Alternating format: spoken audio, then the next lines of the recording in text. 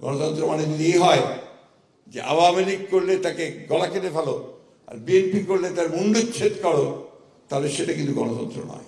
আওয়ামী লীগ করলে গলা কাটো, বিএনপি করলে মুন্ডচ্ছেদ, এটি গণতন্ত্র নয়। দেশে গণতন্ত্র প্রতিষ্ঠিত না হওয়া পর্যন্ত বিএনপিকে কাজ করতে হবে বলে মন্তব্য করেছেন দলটির মহাসচিব মির্জা ফখরুল ইসলাম আলমগীর। তিনি বলেছেন, গণতন্ত্রের কথা আমরা বলছি, সেই গণতন্ত্র একটা কথার কথা নয়, এটা একটা কালচার, এটা একটা সংস্কৃতি। আপনি আমি কিভাবে কথা বলবো, আমি আমার প্রতিবেশীর সঙ্গে কেমন কথা বলবো, আমার রাজনীতির প্রতিপক্ষের সঙ্গে কিভাবে কথা বলবো, সেই বিষয়গুলো আমাদেরকে গণতন্ত্রের ভেতর দিয়ে শিখতে হবে। ফখরুল বলেন, গণতন্ত্র মানে এই নয় যে আওয়ামী লীগ করলে তাকে গলা কেটে ফেলো আর বিএনপি করলে তার মুন্ডচ্ছেদ করো, তাহলে সেটা কিন্তু গণতন্ত্র নয়। গণতন্ত্র হচ্ছে পরমত সহিংসতা। তোমার কথা বলার অধিকার আছে, আমার বিরুদ্ধে কথা বলার অধিকার আছে, আমি সেটাকে রক্ষা করব, এটাই হচ্ছে গণতন্ত্র। শহীদ বুদ্ধিজীবী দিবস উপলক্ষে শুক্রবার বিকালে রাজধানীর ইঞ্জিনিয়ার্স ইনস্টিটিউশন মিলনায়তনে বিএনপির আয়োজনে এক আলোচনা সভায় তিনি এসব কথা বলেন। মির্জা ফখরুল বলেন, আপনাদের সামনে অনেক কাজ।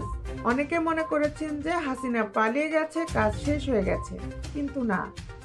যতক্ষণ পর্যন্ত আমরা একটা গণতন্ত্র সংস্কৃতিতে পরিণত করতে পারবো, কালচারে পরিণত করতে পারবো, এটা একটা ব্যবস্থা হয়ে দাঁড়াবে, ওই জায়গাতে আমাদেরকে পৌঁছাতে হবে। তাই আমাদের কাজ অনেক বেশি বাকি আছে। বিএনপির মহাসচিব বলেন, এই সময়টা সবচাইতে কঠিন সময়। আপনার একটা পদক্ষেপ যদি ভুল হয়, আপনি পেছনে পড়ে যাবেন। যদি সঠিক পথ দিতে পারেন, তাহলে আপনি সামনে এগিয়ে যাবেন। আমার অনুরোধ থাকবে, এই দিবসগুলো আপনারা অবহেলা করবেন না। নেওয়ার পর তারা আর ফিরে আসেনি। রায়ের বাজারে তাদের হাত পা বাঁধা মরদেহ পাওয়া গেছে, মহিলা পুরুষ সবার।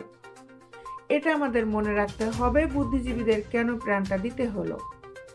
তিনি আরো বলেন, এই আয়নাঘরের মতো তখনও ঘর ছিল। এই আয়নাঘরে কেন নিয়ে যাওয়া হয়েছে ছেলেদের, কেন নিয়ে যাওয়া হয়েছে রাজনৈতিক নেতাকর্মীদেরকে?